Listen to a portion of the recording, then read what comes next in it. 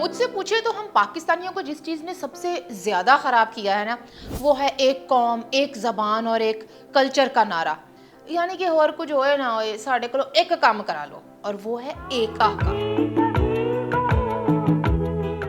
एकता कपूर वाली एकता नहीं, ये दूसरी एकता है कि जैसे हमारे इस समाज का कोई साइंटिफिक कंस्ट्रक्ट तो है नहीं, बस एक कौम है, एक मंजिल है, एक ही मिजाज है और एक ही नुक्ता नज़र।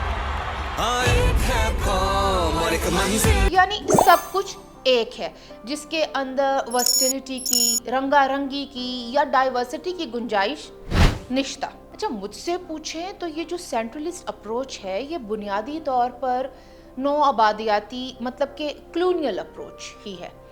अब आप ये मत कहिएगा कि जब क्लोनाइजेशन की बात होती है तो वो सिर्फ अंग्रेज़ राज इरा की है। नहीं नहीं, मेरे कहने का मतलब ये है कि आर्याई क्लोनलिज्म से अरब क्लोनलिज्म तक, फार ईस्ट क्लोनलिज्म से मुग़ल क्लोनलिज्म तक, और फिर अंग्रेज़ कॉलोनाइजेशन से उर्दू या पंजाबी क्लोनलिज्म तक, सब कॉन्टिनेंट को जिस छड़ी से हाँका गया है ना, वो है ही ये सेंट्रलिज्म की।